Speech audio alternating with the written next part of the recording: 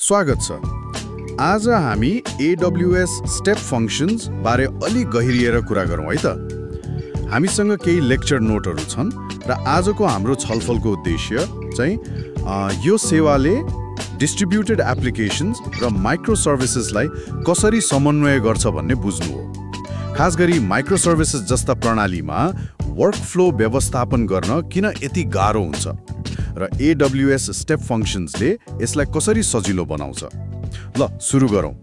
सुरुमा त यो डिस्ट्रिब्युटेड एप्लिकेशन्सको समन्वयमा आउने चुनौतीहरू के हुन्? मतलब मोनोलिथिकबाट माइक्रो सर्भिसेसमा जाँदा ती साना साना सेवाहरूबीच तालमेल मिलाउन गाह्रो हुन्छ होला हैन त? एकदमै हुन्छ। सोच्नुस् न, अब तपाईको सिस्टममा दर्जनौं माइक्रो सर्भिसेस हुन सक्छन्।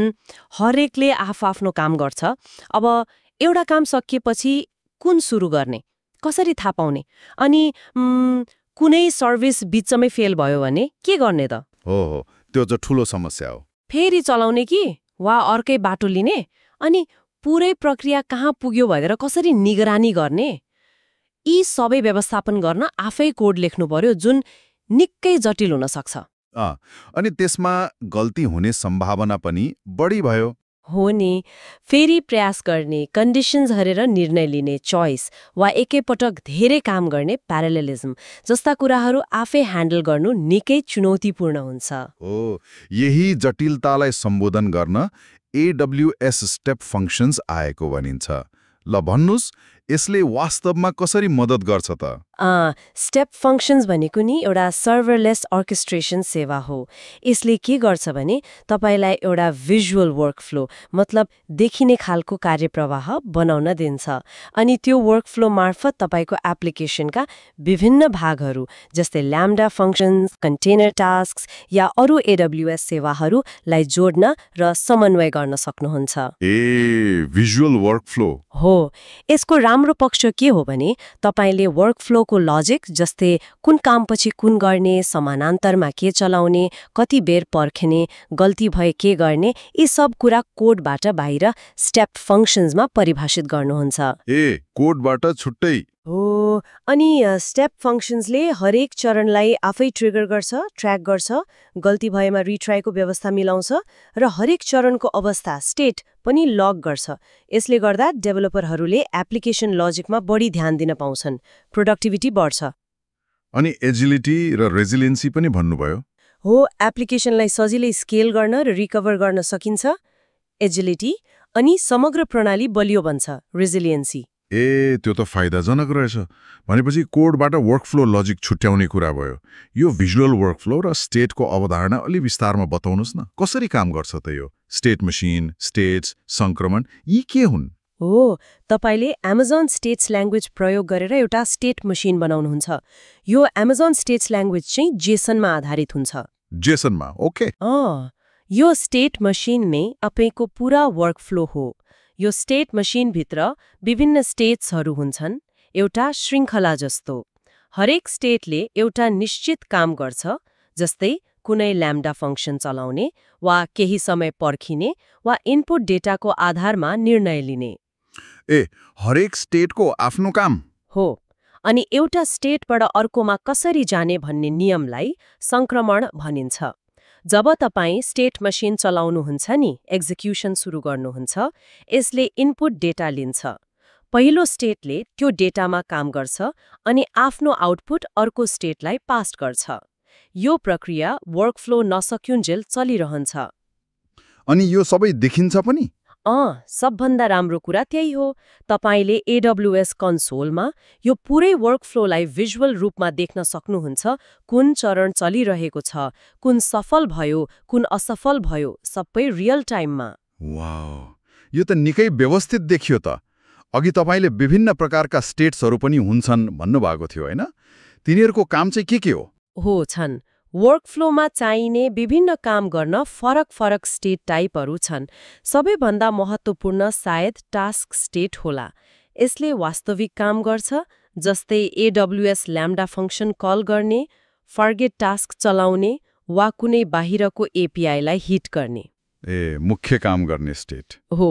अनि पास स्टेट छ, जसले सामान्यतया इनपुटलाई जस्ताको तस्तै आउटपुटमा पठाउँछ।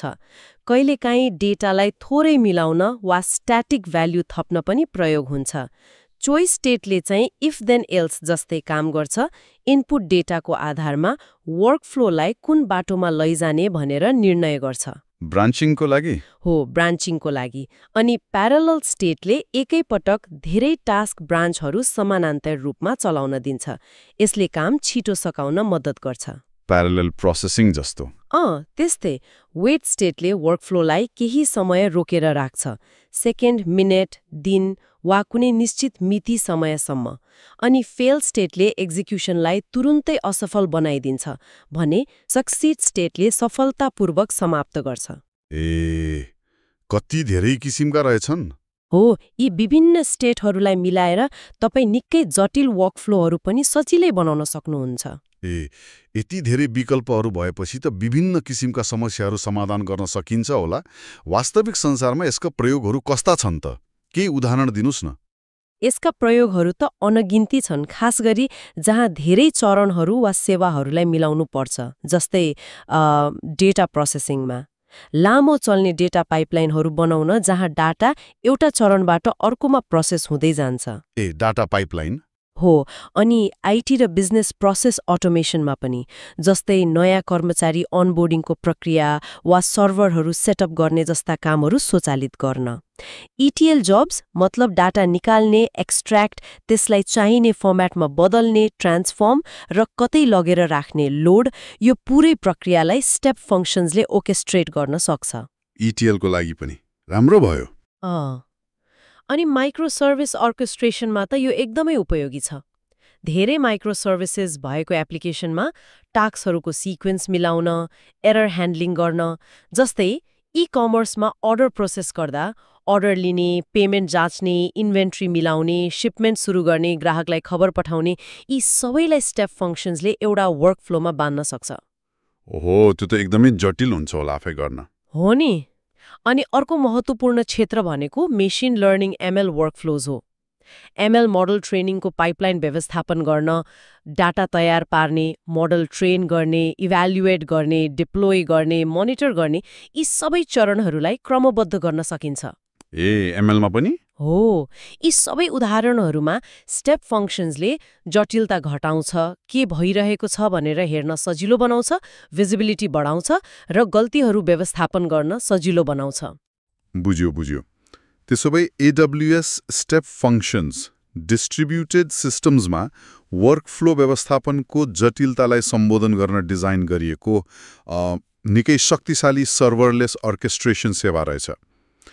यसले स्टेट म्यानेजमेन्ट, कामको क्रम मिलाउने, सिक्वेन्सिङ, गल्ती व्यवस्थापन, एरर ह्यान्डलिङ र समानान्तर कार्य प्यारलिजमलाई भिजुअल र व्यवस्थित तरिकाले ह्यान्डल गर्ने क्षमता दिँदो रहेछ।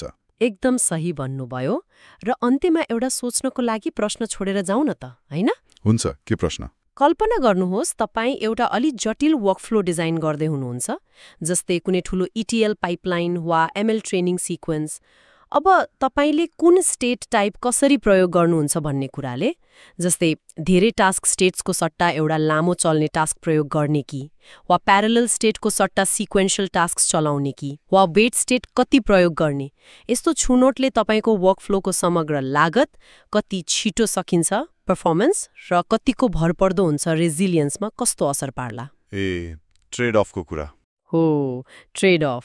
जस्तै प्यारलल स्टेटले गति त बढाउला, तर सायद स्टेट ट्रान्जिसनको लागत पनि बढ्छ कि।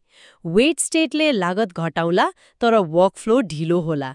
यी ट्रेड अफ्सलाई कसरी सन्तुलनमा राख्ने, यो कुरा विचार गर्न लायक छ नि, हैन? हो, निकै महत्त्वपूर्ण कुरा उठाउनुभयो। यसमा पक्कै पनि सोच्नुपर्ने हुन्छ। ल, आजको लागि यति नै गरौँ। धन्यवाद।